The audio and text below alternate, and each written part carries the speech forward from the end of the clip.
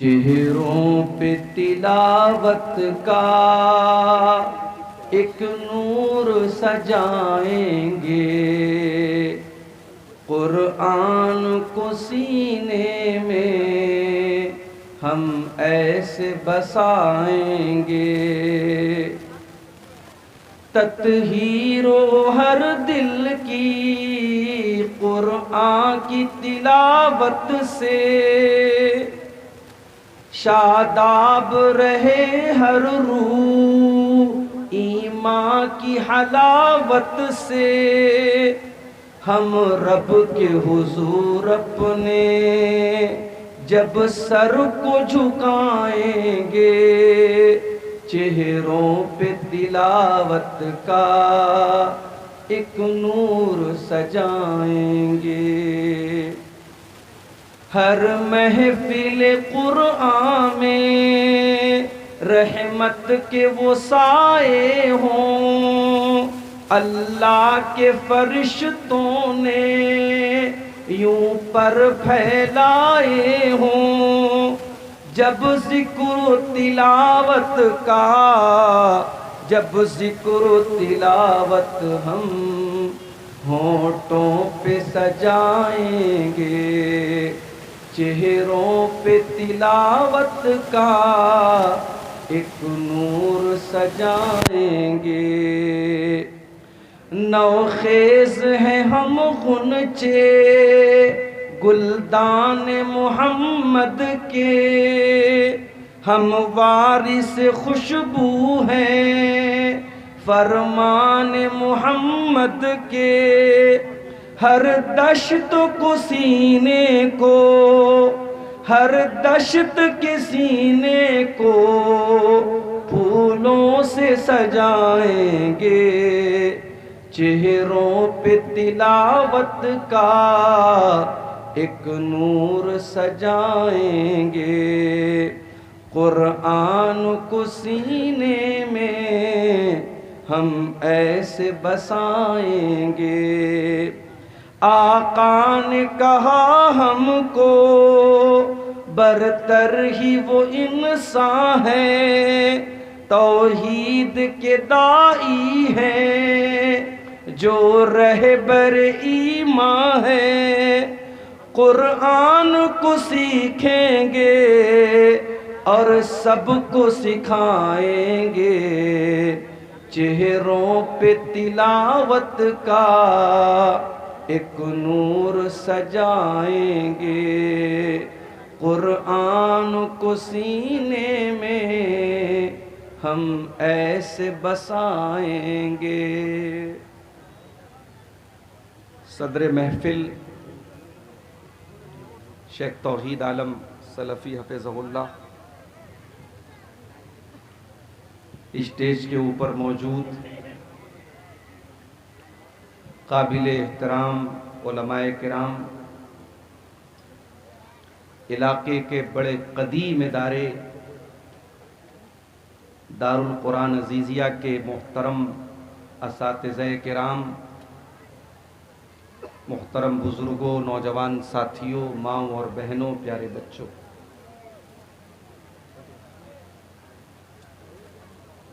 آج کا یہ پروگرام اس گاؤں کے مدرسے کی ترقی کے لیے، اس کے بقا اور اس کے وجود کے لیے، جو سیمانچل کے اکثر مدارس کا طریقہ ہے کہ سال میں وہ ایک بار جلسہ کرتے ہیں اور اسی جلسے کے ذریعے اس ادارے کے سال بھر کے خرچ کا چندہ اترتا ہے، اور یہ سسٹم 2009 سے جب سے میں سیمانچل میں آ رہا ہوں میں دیکھ رہا ہوں، اور اس کے پہلے نہ جانے کب سے یہ سسٹم چل رہا ہے۔ اس سسٹم کی اپنی کچھ اچھائیاں بھی ہیں، کچھ خرابیاں بھی ہیں، کچھ مجبوریاں بھی ہیں، اس پر میں بات کر کے آپ کا وقت ضائع نہیں کرنا چاہتا۔ میرے پیچھے 5 بچے ہیں، جو اس مدرسے سے قرآن کے حافظ بن کر کے نکل رہے ہیں. ہماری اور آپ کی نظر میں قرآن کا حافظ شاید اتنا مہتو نہیں رکھتا، اتنا امپورٹنس ہم نہیں دیتے، اتنی اہمیت ہم نہیں دیتے جتنی دینی چاہیے. ذرا رب کے قرآن سے پوچھو کہ حافظ قرآن کا کیا مرتبہ ہے. ذرا جناب محمد رسول اللہ صلی اللہ علیہ وسلم کی حدیثوں کی روشنی میں دیکھو کہ قرآن کے حافظ کا کیا مقام و مرتبہ ہے. اللہ کے نبی جلدی کسی پر بد دعا نہیں کرتے.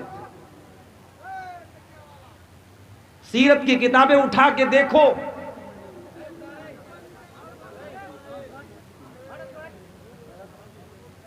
اللہ کے نبی کے اوپر بہت طریقے کے ظلم و ستم ہوئے مگر آپ نے بد دعا نہیں کی. بہت ریئر کیس ایسا ملتا ہے، بہت شاذ و نادر ایسے واقعات ملتے ہیں جہاں اللہ کے رسول کی زبان سے بد دعا کے الفاظ ہیں.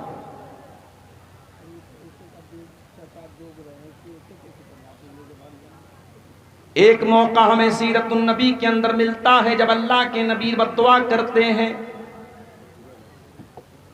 کچھ قبیلے کے لوگ آتے ہیں اور دھوکے سے فراڈ کر کے، دھوکہ کر کے، فریب کر کے وہ اللہ کے نبی کے 70 ایسے صحابہ جو قرآن کے حافظ تھے، قرآن کے قاری تھے، ان 70 صحابہ کو اپنے ساتھ لے کر کے جاتے ہیں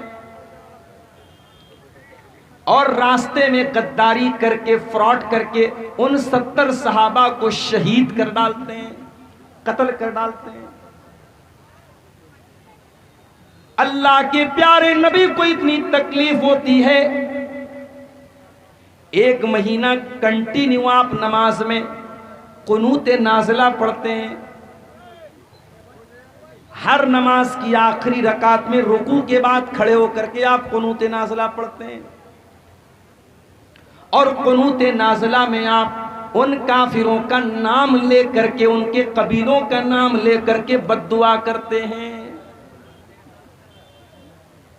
او لوگوں، تمہاری نظر میں قرآن کے حافظ کی اہمیت ہو یا نہ ہو، میرے نبی کی نظر میں قرآن کے حافظ کی اور قرآن کے عالم کی اور قرآن کے قاری کی اہمیت دیکھو کہ قرآن کے قاریوں کے قتل پر اللہ کے نبی کو اتنا غصہ آیا، آپ 1 مہینے تک قنوت نازلہ میں ان کے قاتلوں پر بد دعا کرتے رہے.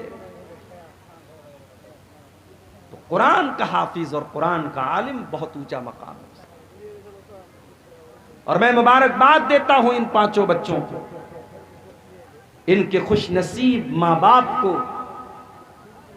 جس دور میں دنیا نوکری کی طرف بھاگ رہی ہے، دنیا کے علوم اور ڈگری کی طرف بھاگ رہی ہے، آپ نے اپنے بچے کو ایک مدرسے میں بھیجا. اور میں یہ بھی جانتا ہوں سیمانچل کے اکثر مدرسے جاگیر سے چلتے ہیں. یہ بچے اپنے گھر کے عزت دار گھر کے بچے ہیں، لیکن جاگیر کی شکل میں یہ کسی کے دروازے پر جا کر کے ٹفن لے کر کے کھانا لاتے ہیں، اپنی عزت نفس کو بار بار کچلتے ہیں صرف اس لیے کہ یہ قرآن پڑھنے آئے ہیں. ان کا مقصد قرآن سیکھنا ہے، قرآن یاد کرنا ہے. اور آج اللہ کے فضل و کرم سے ان کے ہاتھ پر مولانا توحید صاحب نے، میں نے اور دوسرے لوگوں نے دستار باندھی ہے جو اس بات کی پہچان ہے کہ آج کے بعد سماج میں یہ حافظ جی کے نام سے یاد کیے جائیں گے، یہ حافظ قرآن کے نام سے یاد کیے جائیں گے. میں اپنے ان بچوں سے ایک بات کہنا چاہتا ہوں، اسی سماج میں ہم نے ایسے بھی بچوں کو دیکھا ہے جو قرآن کے حافظ تو بن گئے لیکن کچھ دنوں کے بعد غلط سنگت میں پڑ گئے، غلط راستے پہ چلے گئے، قرآن جتنا یاد تھا وہ بھلا بھی دیا اور ان کے کیریکٹر اور ان کے کردار سے کہیں سے بھی یہ پرتیت نہیں ہوتا، یہ نہیں جھلکتا، یہ نظر نہیں آتا کہ قرآن کے حافظ. اے مدرسہ دار القرآن سے حفظ کرنے والے میرے پیارے بچوں، تم سماج میں جب اپنے نام کے ساتھ حافظ کا ٹائٹل لے کر کے جا رہے ہو، اس ٹائٹل کی حفاظت کرنا. دنیا تمہاری حرکتوں کو دیکھنے کے بعد جسٹیفائی کرے گی، طے کرے گی کہ حافظ لوگ کیسے ہوتے ہیں. مارکیٹ سے تم گزرو گے، تمہارے سامنے بہت سارے غلط مناظر بھی آئیں گے، گندی چیزیں بھی تمہارے سامنے آفر کی جائیں گی، دیکھنے کو تمہیں اکسایا جائے گا، تمہیں آکرشت کیا جائے گا. لیکن تمہارے سینے میں اللہ کا قرآن ہے، اس قرآن کی قدر کرتے رہنا اور ان نامناسب چیزوں سے، ان گندی چیزوں سے، ان ولگر چیزوں سے ہمیشہ اپنے آپ کو بچا کے رکھنا اور اس قرآن کی حفاظت کرتے رہنا میرے بچوں. اس لیے کہ اللہ کے پیارے نبی کیا فرماتے ہیں؟ تعاہدوا ھذا القرآن، اس قرآن کو اچھی طریقے سے یاد رکھو. فَإِنَّهُ أَشَدُّ تَفَلُّتًا مِّنَ الْإِبِلِ فِي عُقُلِهَا. جس طریقے سے اونٹ کو اگر کسی کھونٹے میں باندھ دیا جائے تو اونٹ جس طریقے سے بھاگنے کی کوشش کرتا ہے، قرآن کریم بھی آپ کے سینے سے نکلنے کی کوشش کرے گا. اس قرآن کو باندھ کے رکھنا، اس قرآن کو محفوظ کر کے رکھنا، قرآن کو اپنے دل سے، دماغ سے نکلنے مت دینا. میرے عزیزوں، بات نکلی ہے قرآن کی، تو ایک بات میں آپ کو اور بتانا چاہتا ہوں. اللہ تعالیٰ نے دنیا میں بہت سارے نبیوں کو بھیجا اور بہت سارے نبیوں کو اللہ تعالیٰ نے بہت ساری کتابیں بھی عطا فرمائیں. 4 کتابوں کا نام تو ہم بہت فیمس ہے، مشہور ہے، جانتے ہیں. داؤد علیہ السلام کو زبور ملی تھی، موسیٰ علیہ السلام کو تورات ملی تھی، عیسیٰ علیہ السلام کو انجیل ملی تھی، ہمارے نبی کو قرآن ملا تھا. یہ تو ہم جانتے ہیں. بہت ساری کتابوں کا نام بھی ہمیں نہیں معلوم، لیکن یہ بات یاد رکھو، جس طریقے سے اللہ کا آخری نبی خاتم النبیین ہے، اب آپ کے بعد دنیا میں کوئی نبی آنے والا نہیں، کوئی رسول آنے والا نہیں ہے. اسی طریقے سے قرآن اللہ کی آخری کتاب ہے. اب قرآن کے بعد کوئی دوسری کتاب دنیا میں آنے والی نہیں ہے.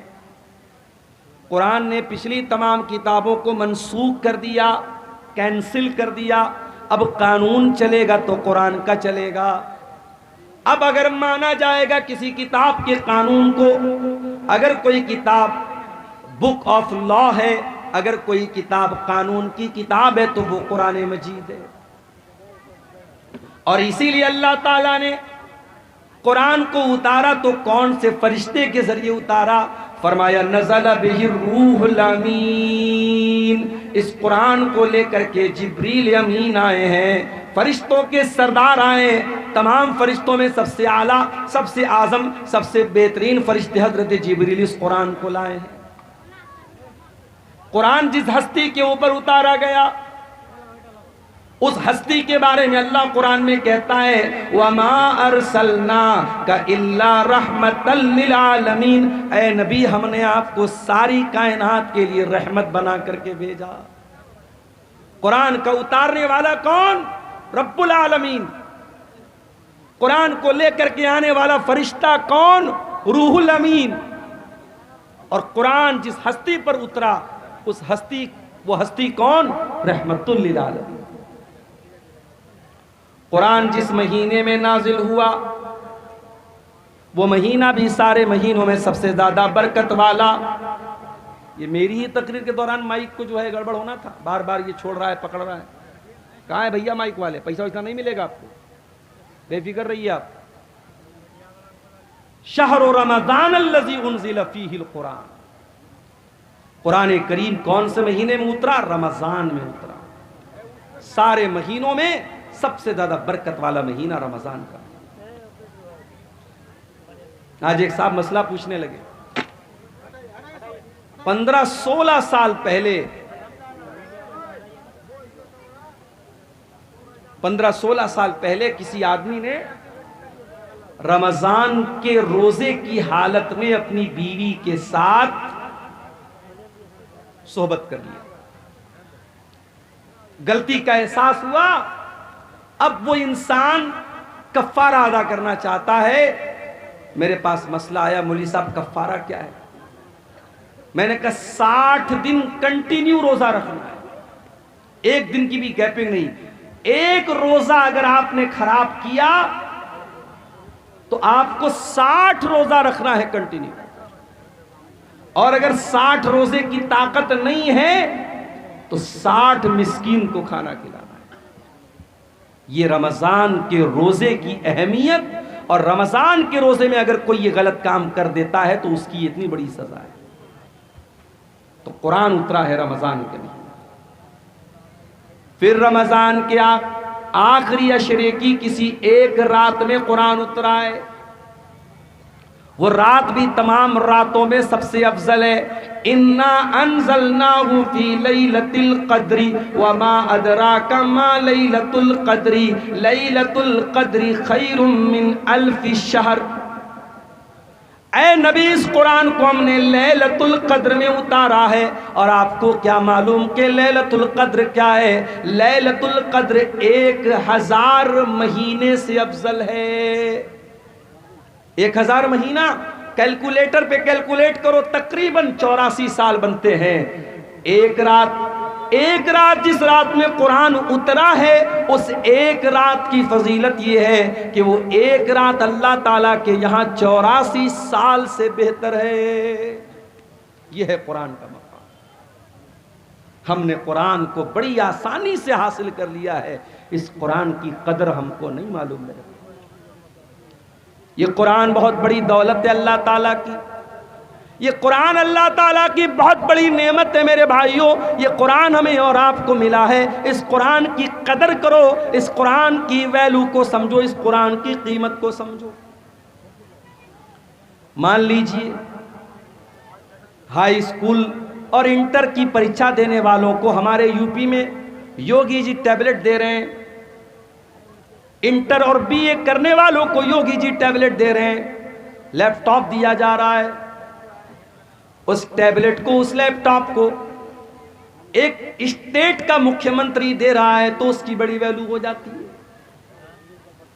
اگر آپ کے موبائل پر میسج آ جائے, دیش کے پرائم منسٹر کا میسج آ جائے, اسٹیٹ کے چیف منسٹر کا میسج آ جائے, اور اس میں آپ کا نام لکھا ہو اور آپ کو مخاطب کیا گیا ہو, آپ تو باغ ہو جائیں گے, اتنی بڑی ہستی کا میرے پاس میسج آیا. او لوگو, یہ قرآن بھی تو اللہ کا میسج ہے. یہ قرآن اللہ تعالیٰ کا لاسٹ میسج ہے, یہ انتم سندیش ہے جو اللہ نے آپ کو دیا ہے. فرمایا شہر رمضان الذی انزل فیہ القرآن ھدی للناس وبینات من الھدی والفرقان. او لوگو, یہ قرآن رمضان کے مہینے میں اتارا گیا ہے, اور یہ قرآن ساری مانوتا کے لیے گائیڈنس کا کام کرتا ہے, مارگ درشن کا کام کرتا ہے. صحیح کیا ہے, غلط کیا ہے, کھرا کیا ہے, کھوٹا کیا ہے, سچا کیا ہے, جھوٹا کیا ہے, شرک کیا ہے, توحید کیا ہے, یہ قرآن آپ کو بتائے گا. وَبَيِّنَاتٍ مِّنَ الْهُدَى وَالْفُرْقَانِ, یہ حق اور باطل کو کھول کے بیان کرنے والی کتاب ہے. لاؤ دنیا کی کوئی اور کتاب, لاؤ دنیا کی کوئی اور کتاب. ڈاکٹر ذاکر نائک پڑوسی ملک کے دورے پر ہیں.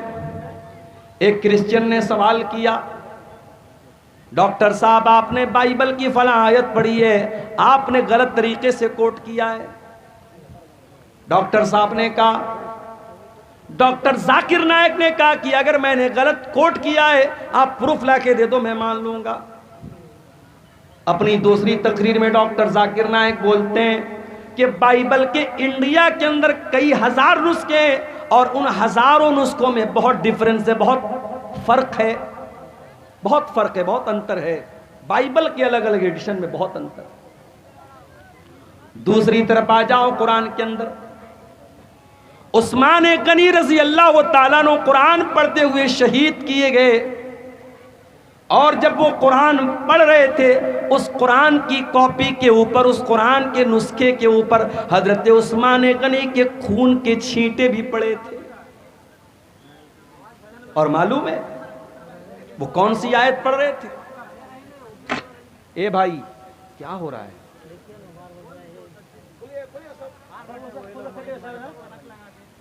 جو بھی جس کی وجہ سے ڈسٹرب ہو رہا نکال پھینکو اس کو، ایک دم کوئی مروت نہیں، نکال دو اس کو، اور ایک دم خاموشی کے ساتھ تقریر سننے دیجیے، ڈونٹ ڈسٹرب، بالکل ڈسٹرب نہیں کرنا۔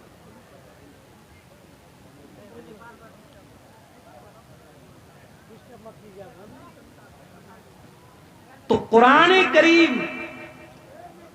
عثمان غنی رضی اللہ تعالیٰ عنہ قرآن کی تلاوت کر رہے ہیں، اور قرآن کے جس نسخے پر حضرت عثمان غنی کے خون کے چھینٹے پڑے تھے، وہ آج بھی تاشقند کے میوزیم میں وہ قرآن موجود ہے، اور آپ کو جان کر کے آشچर्य ہوگا، حیرت ہوگی کہ اس قرآن میں اور آج ہمارے پاس جو قرآن موجود ہے، there is no difference، کوئی انتر نہیں ہے، کوئی فرق نہیں، یہ قرآن کا اعجاز ہے۔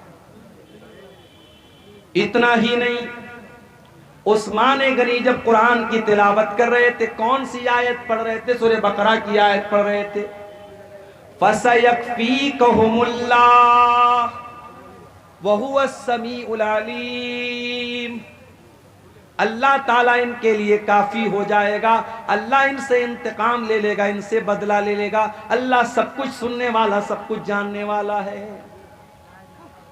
عثمان غنی قرآن کی تلاوت کر رہے ہیں، اور قرآن کی یہی آیت وہ پڑھ رہے ہیں، اسی حالت میں ان کو ذبح کر دیا گیا، شہید کر دیا گیا۔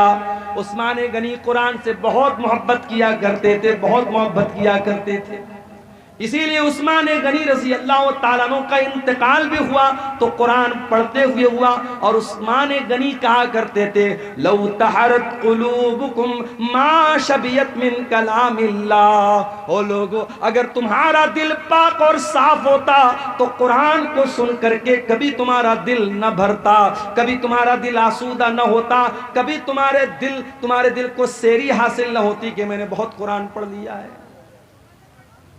میرے نوجوان ساتھیوں، ذرا اپنے اپنے گریبان میں جھانک کے بتاؤ، آخری بار تم نے قرآن کب پڑھا؟ ہر شخص اپنے اوپر غور کرے، اس نے آخری بار بیٹھ کر کے آدھا گھنٹہ قرآن کب پڑھا تھا؟ ذرا بتا دینا مجھے۔ اب اگر میں یہ پوچھوں کہ آخری بار تم نے واٹس ایپ کب دیکھا تھا، کہو گے 10 منٹ پہلے۔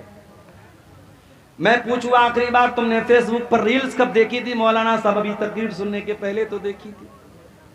تم نے لاسٹ ٹائم یوٹیوب کے شارٹس کب دیکھے تھے؟ ابھی تو تقریر میں آنے کے، جلسے میں آنے کے پہلے ہم نے دیکھا تھا۔ یوٹیوب کے لیے ٹائم ہے، فیس بک کے لیے ٹائم ہے، انسٹاگرام کے لیے ٹائم ہے، سوشل میڈیا کے لیے ٹائم ہے، اگر ٹائم نہیں ہے تو قرآن کے لیے ٹائم نہیں ہے۔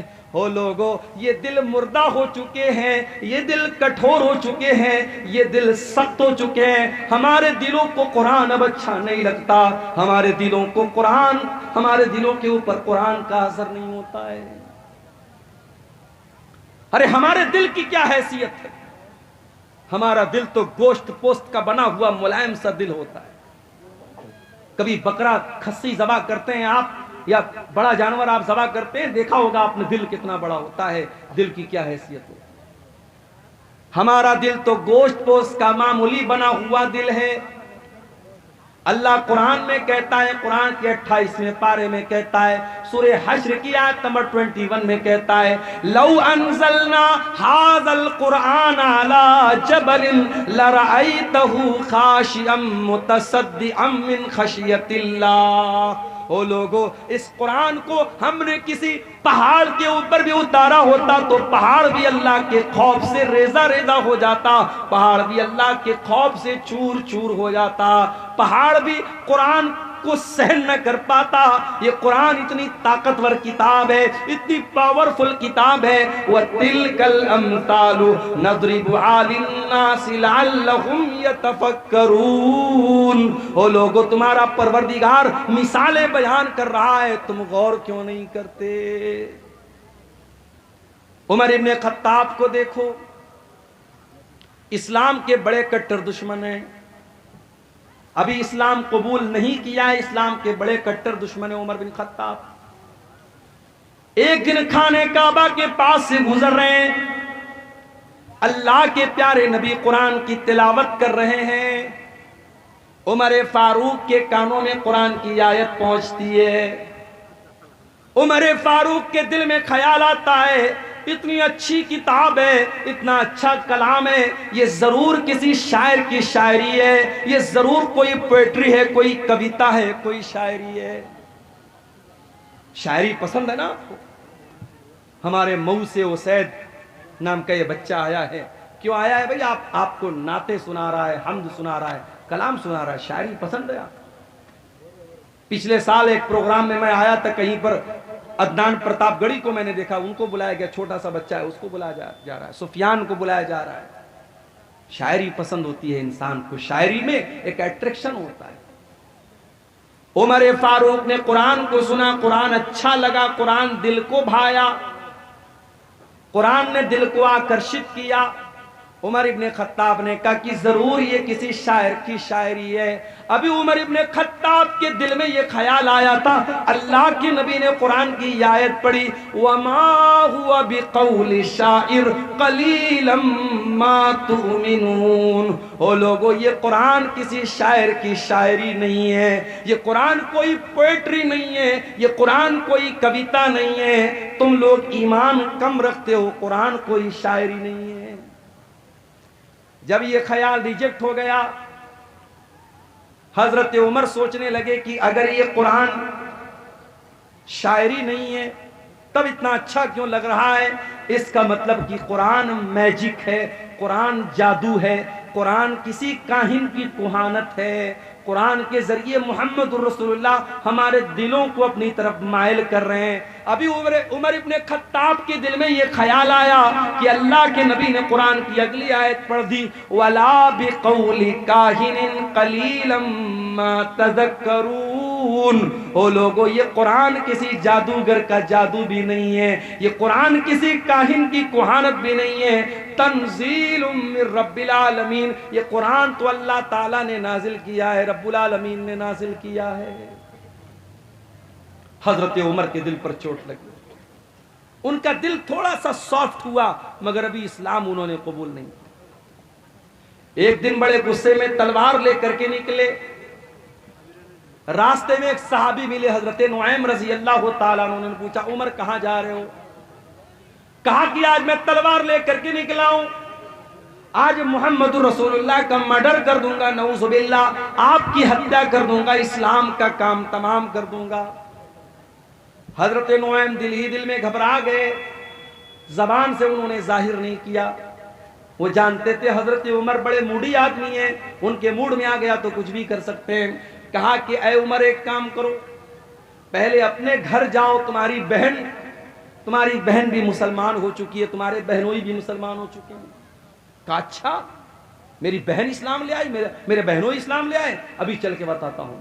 وہاں سے راستہ بدل دیا، حضرت عمر کہاں پہنچے؟ بہن کے سسرال پہنچے، بہن کے گھر پہنچے۔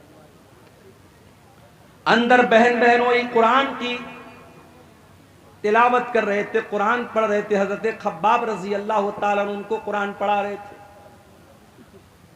حضرت عمر نے دروازہ کھٹکھٹایا، بہنوئی نے اندر سے پوچھا کون؟ کہا کہ میں عمر ابن خطاب۔ جلدی سے قرآن کو چھپایا گیا، دروازے کو کھولا گیا۔ حضرت عمر نے کہا مجھے پتہ لگا ہے تو نے اسلام تو قبول کر لیا ہے، میری بہن، اتنا غلط کام تم نے کیسے کر دیا؟ اتنا کہنے کے بعد اپنی بہن کو مارنے لگے، بہنوئی بچانے کے لیے آئے، بہنوئی کو بھی مارنے لگے۔ حضرت خباب تو ایک کونے میں چھپے ہوئے تھے، بہنوئی بھی لہو لہان، بہن بھی لہو لہان۔ بہن نے کہا کہ اے عمر، کان کھول کر کے سن لے، جتنا مارنا ہے مار لے، جتنا ستم کرنا ہے ستم کر لے۔ اے عمر، اب اسلام ہمارے دل کے اندر داخل ہو چکا ہے، اب تو اسلام کو ہمارے دل سے نہیں نکال سکتا۔ حضرت عمر سوچنے پر مجبور ہو گئے کہ وہ بہن جو کل تک اپنے بھائی کی آنکھوں سے آنکھیں ملا کر کے بھی باتیں نہیں کرتی تھی، آج کتنے دھڑلے سے میری باتوں کا جواب دے رہی ہے، اتنی ہمت میری بہن کے اندر کہاں سے پیدا ہو گئی؟ کہا اچھا بہنا، یہ بتا، وہ جو تو کلام پڑھ رہی تھی، قرآن پڑھ رہی تھی، کیا میں بھی پڑھ سکتا ہوں؟ کہا نہیں، تم نہیں پڑھ سکتے، تم ناپاک ہو، جاؤ پہلے غسل کر کے آؤ۔ حضرت عمر نے غسل کیا، پاک صاف ہو کر کے آئے، قرآن ان کے سامنے رکھ دیا گیا اور قرآن کی سورہ طٰہٰ کی آیتیں انہوں نے پڑھی۔ طٰہٰ ما انزلنا علیک القرآن لتشقی الا تذکرۃ لمن یخشی۔ حضرت عمر پڑھتے چلے جا رہے ہیں، قرآن کی آیتوں کو پڑھتے چلے جا رہے ہیں، اور ان کے سینے میں جو دل تھا وہ اسلام کی طرف مائل ہوتا چلا جا رہا ہے۔ جب تلاوت ختم کر چکے، کہا کہ اے میری بہنا، یہ اللہ کا کلام ہے، میں بھی اس پر ایمان لانا چاہتا ہوں، میں بھی اسلام قبول کرنا چاہتا ہوں، میں بھی مسلمان ہونا چاہتا ہوں۔ حضرت سعید بن زید ان کے بہنوئی تھے، ان کو لے کر کے دار ارقم میں پہنچے، جہاں اللہ کے نبی اپنے صحابہ کو لے کر کے چھپے رہتے تھے اور اسلام کی وہیں پر تبلیغ کرتے تھے۔ دار ارقم میں پہنچ کر کے حضرت عمر نے دروازہ کھٹکھٹایا، اندر سے پوچھا گیا کون؟ کہا کہ میں عمر بن خطاب ہوں۔ اندر صحابہ کرام ڈر گئے کہ ارے عمر آئے، پتہ نہیں کیا ارادہ لے کے آئے۔ حضرت حمزہ بھی اسلام لا چکے تھے، انہوں نے کہا کوئی بات نہیں، آنے دو، اچھے مقصد کے تحت آیا ہے تو اچھی بات ہے، برے مقصد کے تحت آیا ہے تو اسی کی تلوار سے اس کو ختم کر دوں گا، آنے دو۔ دروازہ کھولا گیا، حضرت عمر فاروق رضی اللہ تعالیٰ عنہ اندر آتے ہیں اور اللہ کے نبی کے پاس آ کر کے کہتے ہیں اشہد ان لا الہ الا اللہ واشہد انک رسول اللہ۔ اے اللہ کے نبی، میں کوئی دشمنی کرنے نہیں آیا، میں کوئی مرڈر کرنے نہیں آیا، میں کوئی ہتیا کرنے نہیں آیا، میں اللہ کی توحید کا اعلان کرتا ہوں اور میں آپ کے رسول ہونے کا اعلان کرتا ہوں۔ اللہ کے نبی نے اللہ کا شکر ادا کیا، کیونکہ آپ نے اللہ سے دعا کی تھی کہ اے اللہ، تو دو لوگوں میں سے کسی ایک کو اسلام کی توفیق دے دے، چاہے عمر بن ہشام کو جس کو ابو جہل کہتے ہیں اس کو تو اسلام کی توفیق دے دے، چاہے تو عمر بن خطاب کو دے دے۔ اللہ کو عمر بن خطاب پسند تھے، ابو جہل پسند نہیں تھا، ابو جہل کو ایمان کی دولت نہیں ملی، حضرت عمر کو مل گئی۔ اللہ کے نبی نے اللہ کا شکر ادا کیا اور مسلمانوں نے مل کر کے نعرہ تکبیر لگایا، اتنے زور سے نعرہ تکبیر لگایا کہ پوری مکان کی چھت پھوٹ گئی۔